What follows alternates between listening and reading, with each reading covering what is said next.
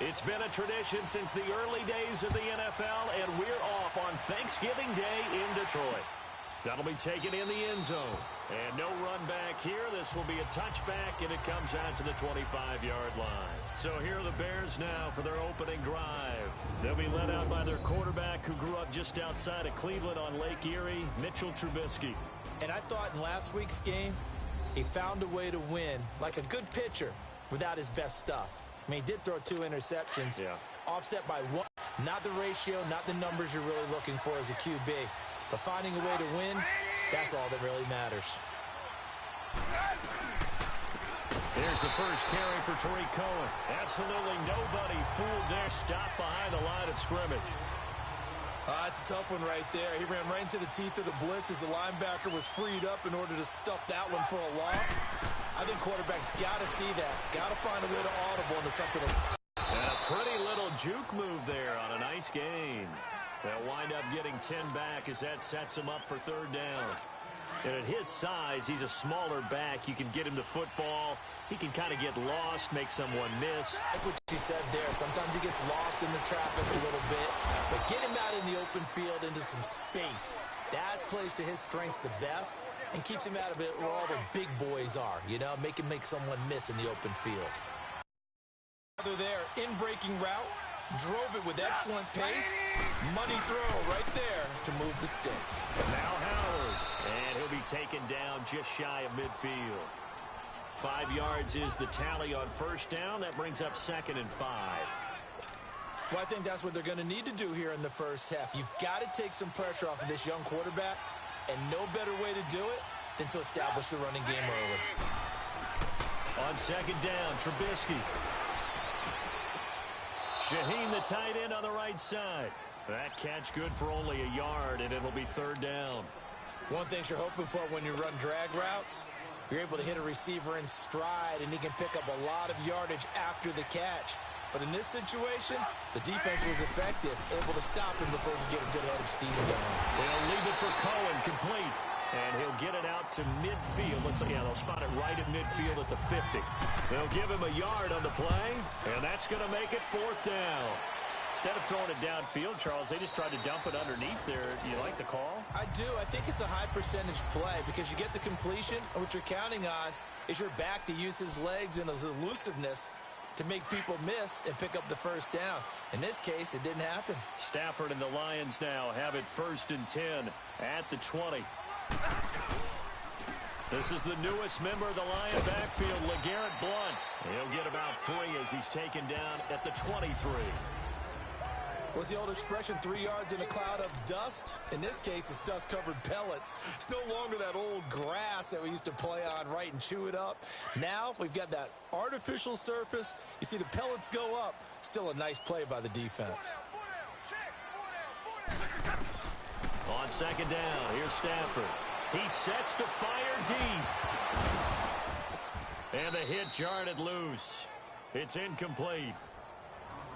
It's a lot of contact going on there, and in the end, unable to keep 2 hands on the football and bring it into his body. Everything looked pretty good until the finish. They head to the line facing a 3rd and 7 following the incompletion on 2nd down. From the gun, here's Stafford. Oh, a hit. He lost the football. Stafford puts it on the ground. On plays like this where the ball comes free, it's often unusual for the team that lost it to get it back. Because this is a quarterback. The ball gets away from him.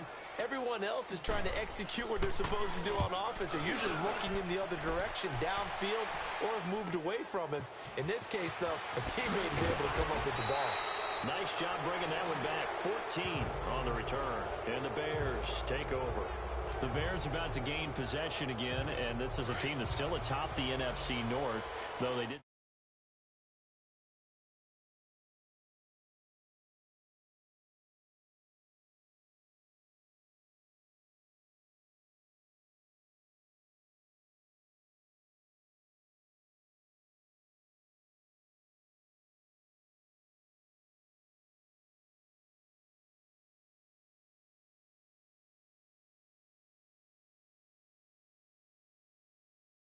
Their three-game winning streak come to an end in tough fashion in Miami. Yeah, they lost by 3, and that was a game, though, that they led for most of it. Certainly did. Look at the leads they had, 14-7, 21-10, 28-21.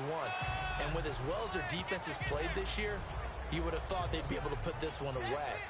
I think this is going to be a game for their head coach, Matt Nagy, to be able to look at his team and say, guess what, guys? We've played well, but we haven't arrived. That 3-game winning streak is gone now because we let one get away. Let's see if they can get refocused and get ready for the New England Patriots. Trubisky playing with a lot of confidence. 9 touchdown passes in his last 2 starts. Past the 20. And he is able to take this way down into Detroit territory. A huge play there for Chicago. 42 yards. Talking about great blocking up front. I don't think he was even touched, not a finger on him, until he was brought down to the ground. I think we heard the whoosh as he went by, didn't we? Right through the gap. No one there, as you outlined. No one touched him at all. A free sprint into the secondary. Yeah, that's what you call breaking free right there. They run with Howard. And they'll get him down here at about the 5-yard line. Give him 3 on the gain there. 2nd and goal. And the ball smack dab on the 5-yard line. Here's 2nd and goal. Partner, we know today's NFL is really built around the guy throwing the football. But these short runs, they still pay dividends because they can take their time. Brandon Gaudin, Charles Davis back with you as it's Bears football here to begin quarter number 2. And they'll come up looking to keep this drive moving.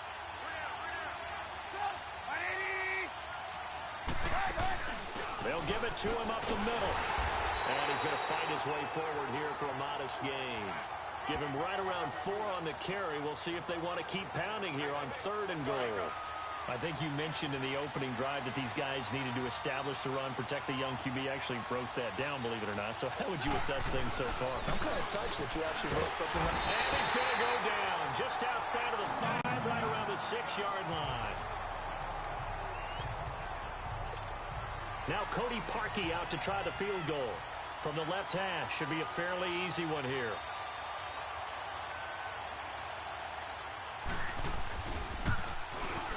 And Parkey's kick is good. And it's 3-0. The Bears hit the scoreboard first. So still no touchdowns in the first half, but we do have some action on the scoreboard with the field goal. So maybe now the mentality changes in this game because anytime you can get to the red zone, and if you don't come away with 6 points, you feel like it's a disappointment. In a game like this one,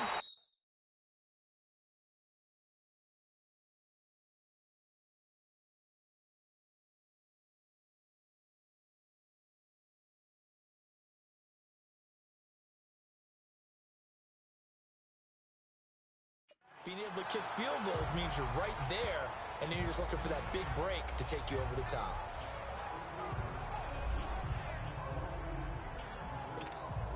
Here's the Detroit offense now as they head back out onto the field. And on the last go-around, they really couldn't get anything going. They had to punt from deep inside their own territory, which means you're going to lose the field position battle as a general rule. But they're looking for him now. Into a double team, and it's intercepted. Picked off by Bryce Callahan. And his guys will take over at their own 44-yard line. Well, let's take a step back and look league-wide here, Charles. What can...